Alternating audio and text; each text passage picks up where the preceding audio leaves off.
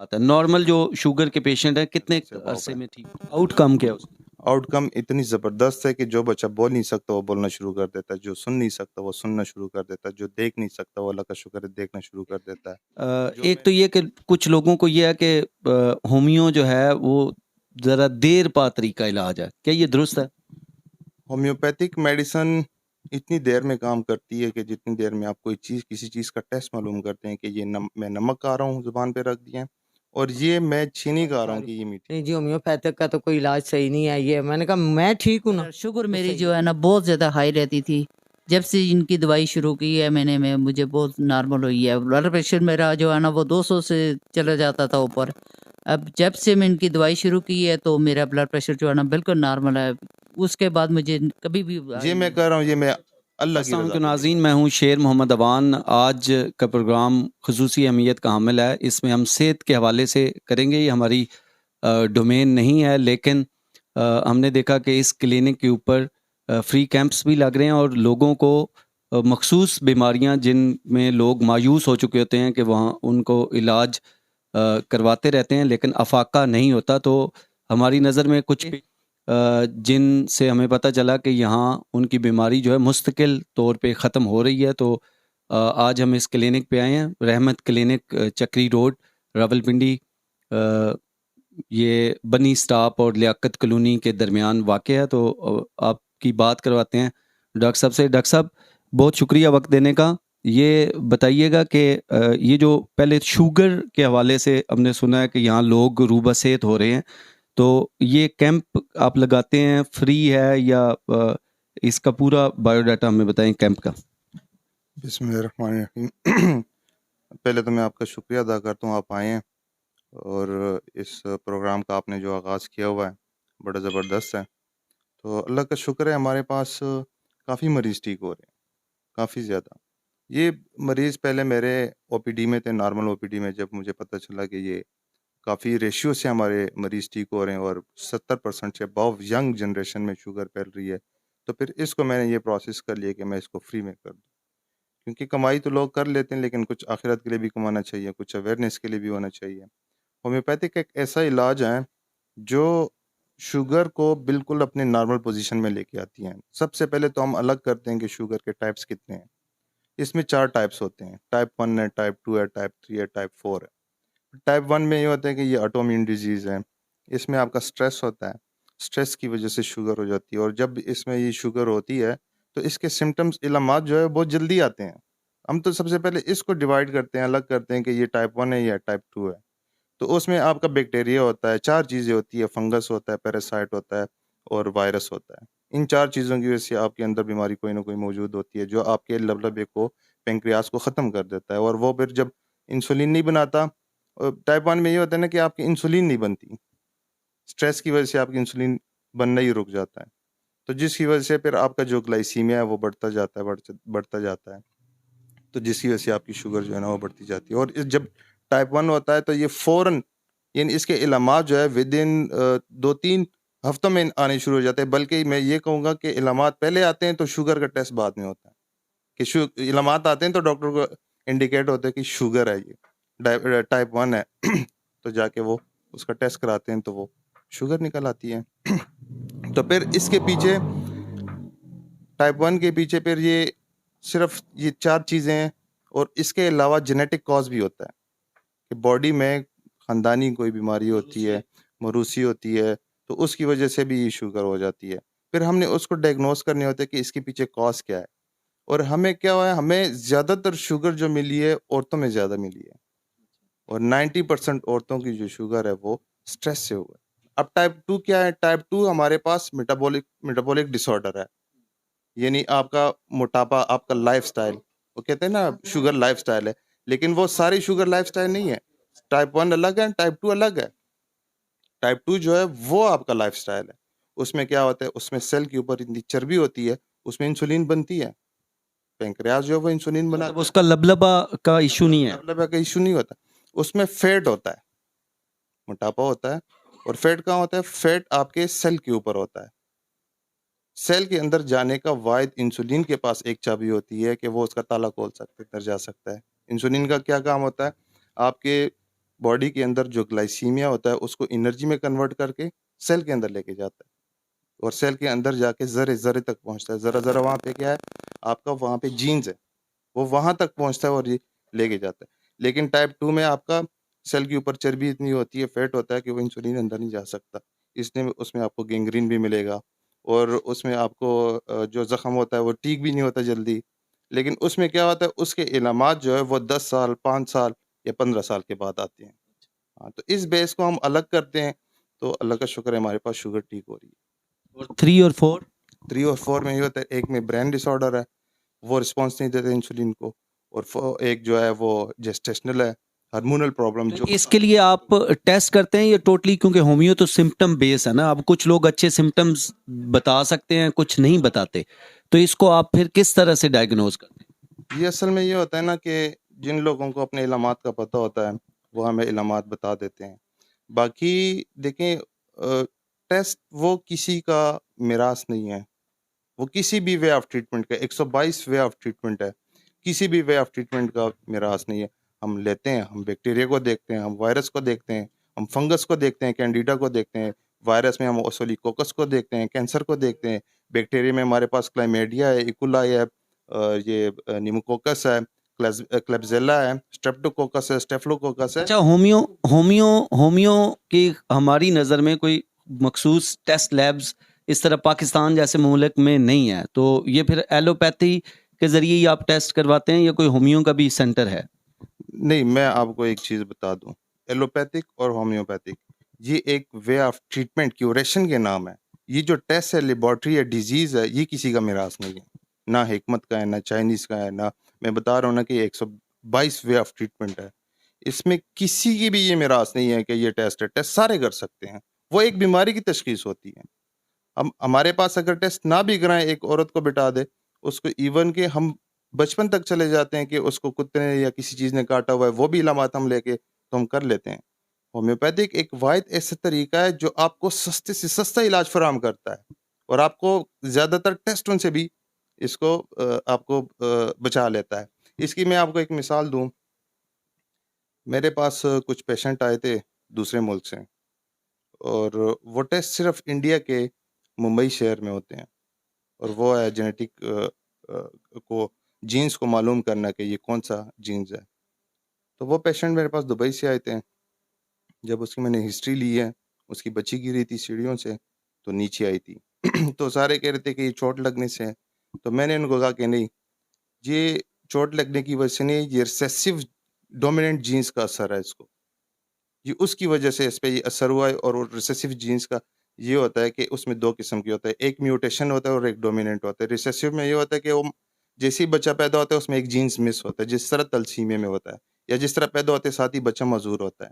एक होता है कि जो वक्त के साथ-साथ यानी डीएनए से बनने तक और एंड तक, यानी जब बुढ़ापे में बंदे की जब डेथ होती है, मौत होती है, डिकम्पोज़ होती है बॉडी, वहाँ तक 10 स्टेजेज़ हैं इंसान की। तो वो किसी न किसी स्टेज पे उसको जाके इफ़ेक्ट करता है। जब मैंने उसको ये बात की है, और उसके बाद मैंने फ़ाइल खोली है कि इसको रिसेसिव जीन्स का इश्यू है। जब फ़ाइल खोली है तो वाक़ई वो मुंबई से वो टेस्ट करके लाया हुआ था। वो कहता है ये तो वाक़ई में तो अबाउट लगभग वो 4-5 करोड़ रुपए बता रहा था कि मैं इस पे खर्च कर चुका हूँ, और मज़ीद में और खर्च करना चाहता हूँ, कि लेकिन मुझे कोई तरीका बता दे। लेकिन यही हमने उनसे, जो मेरी फ़ीस है, वही मैंने उनसे ली है, वो जो 300 हम वीकली चार्ज करते अच्छा, हैं। ये शुगर का बहुत ज़्यादा आजकल लोगों को इशू है, तो शुगर का पेशेंट एवरेज कितने माह में आप समझते हैं कि ठीक हो जाता है? कोई स्पेशल केस है वो तो एक अलग बात है, नॉर्मल जो शुगर के पेशेंट है कितने अरसे में ठीक हो जाते हैं? देखिए, मैं इसकी एक आपको एविडेंस देता हूँ कि मेरे पास एक डॉक्टर आया है, डेंटिस्ट हैं, उसको डायबिटीज़ हो गई है टाइप 1 स्ट्रेस की वजह से। तो वो गया, उसने टेस्ट वगैरह सारे कराए हैं, हर चीज़ उसका HbA1c जो कराते हैं 3 मंथ्स के शुगर वो चेक करते हैं, तो स्ट्रेस की वजह से उसकी शुगर जो अच्छी खासी ज़्यादा हो गई थी। लेकिन उसने कोई और मेडिसिन नहीं ली, और उसको मैंने मना कर दिया कि स्टार्ट में आप आएँ तो स्टार्ट की आपकी डायबिटीज़ ठीक हो सकती है। तो मुझसे पूछते कि ऐसे कैसे हो सकता है? तो फिर उसको मैंने कहा कि ये स्ट्रेस की वजह से, जब आप स्ट्रेस लेते हैं, जो सेरोटोनिन जो है ना वो जलना शुरू हो जाता है, और वो पिट्यूटरी ग्लैंड को जब ऑर्डर देता है, तो उसकी वजह से आपका पेंक्रियाज जो है ना उस पे भी ओवरलोड होता है और बिला वजह के सारे ग्लैंड्स काम करना शुरू कर देते हैं। देखिए इंसान की 2 चीज़ें हैं, एक एंडोक्राइन सिस्टम है और एक मस्कुलर सिस्टम है। इस बेस पे पूरी पूरी ज़िंदगी हमारी चलती है। जब एंडोक्राइन सिस्टम हमारा वीक हो जाता है तो हमारा मस्कुलर सिस्टम भी जो है ना वो भी वीक हो जाता है और उसी की वजह से ये बीमारियाँ आ जाती है। तो उसके जब मैंने ट्रीटमेंट स्टार्ट की है विदिन 2 मंथ्स उनकी डायबिटीज़ नॉर्मल हो गई, टाइप 1 नॉर्मल हो गई। इवन कि वो पहले डॉक्टर के पास गया जो सबसे पहले गया हुआ था, कोई डायबिटीज़ का स्पेशलिस्ट था। तो वो कहते कि हमारे बुक्स में ये लिखा ही नहीं हुआ है कि टाइप 1 नॉर्मल हो सकती है, आपकी कैसे हो गई है?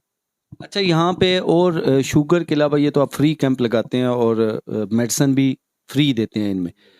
इसके अलावा कौन सी बीमारियां जिनका बहुत बेहतरीन किस्म का इलाज आप कर रहे हैं और जल्द लोग रूह बसेत होते हैं? ये हमारे पास मज़दूर बच्चों का अल्लाह का शुक्र है, बड़ा अच्छा रिस्पॉन्स हमें मिल रहा है। और हमारी जो सोसाइटी है पाकिस्तान होम्योपैथिक रिसर्च सोसाइटी, उनके पास लगभग कोई मेरे ख्याल से 25-30 हज़ार बच्चा रजिस्टर्ड है। और जो मेरे पास रजिस्टर्ड इंडिविजुअली जो मेरे पास है वो तकरीबन 3,500 से अबाव है। आउटकम क्या है उसका? आउटकम इतनी ज़बरदस्त है कि जो बच्चा बोल नहीं सकता वो बोलना शुरू कर देता है, जो सुन नहीं सकता वो सुनना शुरू कर देता है, जो देख नहीं सकता वो अल्लाह का शुक्र है देखना शुरू कर देता है।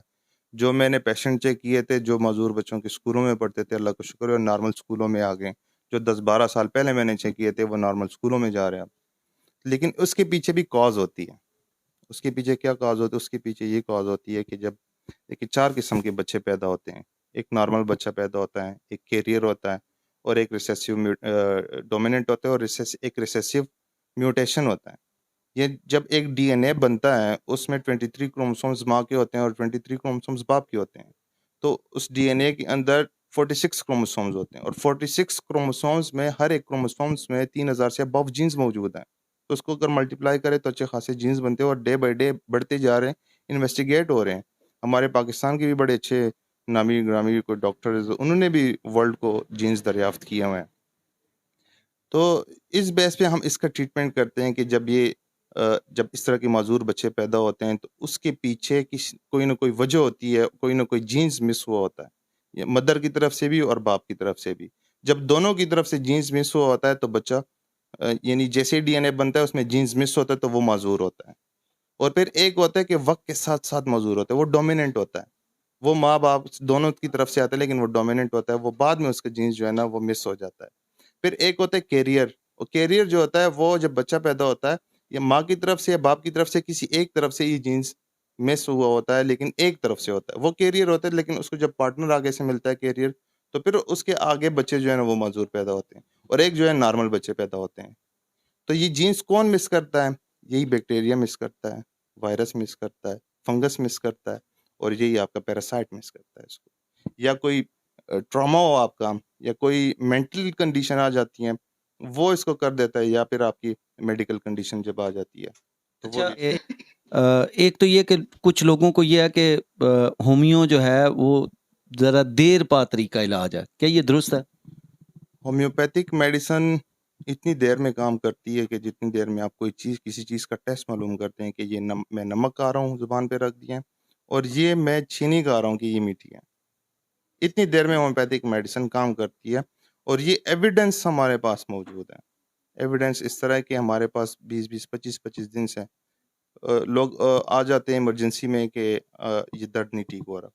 विदिन मेरे पास 2 सेकंड में भी बंदा ठीक हुआ है, 2 सेकंड में। अच्छा, इसमें एक ये भी लोगों का कहना है कि जो आप मेडिसिन देते हैं टैबलेट्स के ऊपर वो दवाई डाल के वो जो गोलियां मीठी-मीठी, तो वो उनको खाने की जो तरतीब है, तो सुबह खाएं फिर 10 बजे खाएं फिर 2 बजे या इस तरह से, तो बड़ा कॉम्प्लिकेटेड सा लगता है। उसके ऊपर कोई काम कर रहे हैं आपके? वो एक टाइम या 2 टाइम मेडिसिन लेनी पड़े, लोग भूल जाते हैं ये।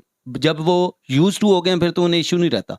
लेकिन शुरू में ही जब वो भूल जाते हैं फिर वो छोड़ देते हैं, फिर वो कहते हैं कि ये तरीका इलाज ही ठीक नहीं।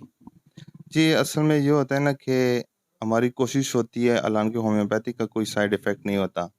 लेकिन होम्योपैथिक मेडिसिन तब लेनी चाहिए जब आपको कोई डॉक्टर प्रिस्क्राइब करे, क्योंकि इसमें काफ़ी चीज़ें होती है कि होम्योपैथिक मेडिसिन की आपस में एक दूसरी मेडिसिन के साथ लगती नहीं है, जो आपको नहीं इस्तेमाल करनी चाहिए, क्योंकि होम्योपैथिक से फ़ायदा विदिन सेकंड्स मैंने आपको बता दिया कि मिलता है। लेकिन जो चीज़ आप पूछ रहे हैं, हमारी कोशिश होती है कि कम से कम मेडिसिन दी जाए तो अच्छा होता है।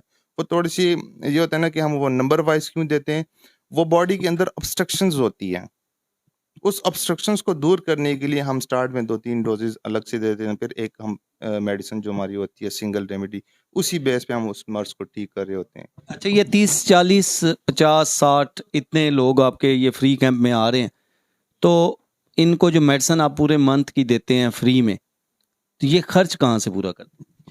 ये खर्च अल्लाह पूरा करता है, ये खर्च अल्लाह पूरा कर देता है, क्योंकि आप कोई भी काम अल्लाह की रज़ा के लिए कर दें, अल्लाह की मदद उसमें शामिल ज़रूर है। कभी ज़हन में आया कि कोई इसके लिए डोनेशन हम ढूंढें, या बस अपने तौर पे ही अपने लिए हम कर रहे हैं? डोनेशन मेरे पास लोग ब्लैंक चेक छोड़ के गए हुए हैं, इवन कि मुझे काफ़ी जगहों के ऑफर्स आए हुए हैं, मुझे कह रहे कि आप हमारे अमेरिका में आ जाएं, साउथ अफ्रीका आ जाएं, तो हम आपके वहाँ पे सारा खर्च हम करते हैं, लेकिन आप आ जाएं तो कर लेते हैं, हम फिनेंशियली हम आपको सपोर्ट करते हैं।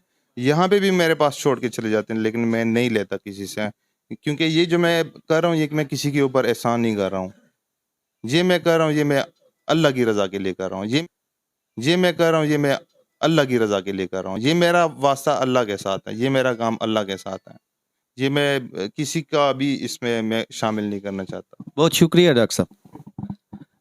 अच्छा जी, आप डॉक्टर साहब के पास इलाज के लिए आ रही हैं, तो आपके बच्चे का नज़र का इशू था, वो क्या था? वो बचपन में गिरा था और उसे बिल्कुल इधर चोट लगी थी, लेकिन हमें डॉक्टरों ने यही कहा था, खासकर वो टेक्सला वालों ने, कि इसकी 1 साल नज़र रहेगी, फिर ख़त्म हो जाएगी। ख़त्म तो नहीं हुई, रुक गई, लेकिन जब से इन डॉक्टर साहब के पास आ रही हूँ, उसका एक जाला सा आता है आँखों पे, तो वो अब तकरीबन ख़त्म हो गया है। अब 1 दिन होता है जाला और 1 दिन नहीं, वरना बहुत ज़्यादा होता है। जैसे अभी नज़र आता है उन्हें? हाँ जी, अब ठीक है माशाल्लाह, कुरान मजीद पढ़ता है, पहले तो अकेला बाहर नहीं निकल सकता था। अब तो उसको हेल्प पीछे से कोई करे ना कि अब इधर मोड़ो, उधर मोड़ो, लेकिन चलाता है। इधर से जाता है, यानी कोई भी चीज़ लेनी हो बाहर से, सौदा वगैरह घर के लिए ले आता है। तो आप भी नज़र का इलाज करवाने आई हैं? नहीं, नहीं, मेरा गुर्दों का मसला था, फिर उसके बाद मैंने टेस्ट वगैरह कराए थे तो बिल्कुल ख़त्म थे समझो। फिर इन्हीं से डॉक्टर साहब से दवाई ली मैं, हालाँकि दूसरे अस्पतालों में गई हूँ, तो मैंने तो कहना पड़ा कि मैं ऐसे-ऐसे दवाई खा रही हूँ। नहीं जी, होम्योपैथिक का तो कोई इलाज सही नहीं है ये। मैंने कहा मैं ठीक हूँ ना, तो सही है। मेरे इतने मसले आलू हैं, तो फिर मैं तो यही कहूँगी ना कि सही है। तो आप जब इधर से आपको सेहत मिल रही है, तो आप फिर गई क्यों है वहाँ? नहीं, वो टेस्ट करवाने गई थी। डॉक्टर साहब ने खुद ही कहा था टेस्ट करवाएँ। आप शुगर पेशेंट हैं? जी, तो कब से इलाज करवा रही हैं? मैं तकरीबन 6 महीने से करवा रही हूँ यहाँ से। क्या फ़र्क पड़ा आपको? बहुत फ़र्क पड़ रहा है मुझे। वो टेस्ट रोज़ाना कोई चेक करती हैं या महीने बाद टेस्ट करवाती हैं, कैसे पता चलता है? नहीं, रोज़ाना चेक करती हूँ मैं शुगर। क्या शुगर है? पहले मेरी शुगर तकरीबन 500-600 तक जाती थी। अब खाली पेट जो है ना वो 120, 30, 40 तक तकरीबन चली जाती है। तो खाना खाने के बाद 250, 200 तक जाती है और उसके बाद फिर नॉर्मल हो जाती है। अच्छा, शुगर में जो जिस्म में डिमोलिश होना शुरू होता है, थकावट होती है, कमज़ोरी होती है, वो भी कम हुई है या नहीं? जी, कुछ फ़र्क तो पड़ा है। बहरहाल ये है कि मुझे और भी काफ़ी बीमारियां हैं, फिर उसकी वजह से भी जो है ना वो मसला बनता है। बहरहाल शुगर मेरी जो है ना बहुत ज़्यादा हाई रहती थी। जब से इनकी दवाई शुरू की है मैंने, मुझे बहुत नॉर्मल हुई है। ब्लड प्रेशर मेरा जो है ना वो 200 से चला जाता था ऊपर। अब जब से मैं इनकी दवाई शुरू की है तो मेरा ब्लड प्रेशर जो है ना बिल्कुल नॉर्मल है। उसके बाद मुझे कभी भी हाई नहीं हुआ। दूसरी गोलियां छोड़ दी हैं? हाँ, दूसरी गोलियाँ मैंने छोड़ दी हैं। मैं बहुत कीमती हाई पावर की गोलियाँ इस्तेमाल करती थी, मगर वो मैंने छोड़ दी हैं। वो घर में पड़ी हुई हैं, मैं नहीं इस्तेमाल करती हूँ, सिर्फ इनकी दवाई इस्तेमाल करती हूँ। तो कितना खर्च आ जाता है इस दवाई पे? खर्चा तकरीबन नहीं, ये तो जो कैंप की दवाई मिलती है ना ये तो फ्री मिलती है ना हमें। ये इसमें तो टोटल टोकन के बस 20 रुपए होते हैं, बाकी सब फ्री मिलती है। शुक्रिया। ना फिरना ज़रा सही कर सकूँ। बाकी होती बैठती हूँ, कहती हूँ कि हाथ पकड़े मुझे उठाए। आप याद है ना ऐसे, ऐसे चिढ़ अपनी आवाज़ ऊँची जी, कर। आपका नाम क्या है जी? क्या है? आपका नाम क्या है? नाम शिराज यूसुफ दुरानी। तो आपकी आंख का इशू था, आंखों का इशू था? आँखों का मसला था मुझे, अच्छा तो लेकिन मैं पहले इनके पास आया था अरकनशा दर्द के लिए, तो इन्होंने मेहरबानी की, साथ आँखों की दवाई भी दे दी। अच्छा तो अल्लाह का फजल करम से मुझे 1 महीने बाद ही फ़र्क महसूस हुआ कि बीनाई बेहतर हो रही है। तो मैंने फिर बहुत दिलचस्पी से इनकी दवाइयाँ खाना शुरू किया। तो अब अल्लाह के फजल करम से तकरीबन 6-7 महीने पहले जैसी नज़र थी ना, वो काफ़ी ख़राब थी। तो अब जो है मैंने ये इस महीने नोट किया कि काफ़ी बेहतर हो गया। अभी अभी डॉक्टर साहब ने कौन से रंग के कपड़े पहने हुए हैं? कहना डॉक्टर ने केड़े कपड़े पाए केड़े कलर दे अभी तो इन्होंने ये वाइट हाँ जी वाइट है। और क्लीन शेव किया हुआ इन्होंने। अच्छा जिंदाबाद। अभी तो मैं हालांकि आज जाला भी है, लेकिन अच्छा। मेरा अब जो है ना 24 घंटे जाला रहता है आंखों में, और फिर अगले 24 घंटे जाला गायब होता है। आज जाला होने के बावजूद जो है ना मुझे बेहतर दिखाई दिया। एक मिनट डॉक्टर साहब ये कह रहे हैं कि आंखों में जाला रहता है 24 घंटे और उसके बाद अगले 24 घंटे खत्म हो जाता है, ये क्या इशू है? जी असल में इनके जो सेल्स हैं, मसल्स बहुत ज़्यादा वीक है। इसको जो चोट लगी थी, इसके मसल्स पे हम काम कर रहे हैं, इसकी मसल्स को हम स्ट्रेंथ दे रहे हैं और इसकी नज़र वापस आ रही है। ठीक और है, इंशाल्लाह तो मज़ीद और बेहतर ये रहेगी। सारे लोग पेशेंट हैं या ये आपकी टीम का हिस्सा है? ये हमारे टीम के ही हिस्सा ही है।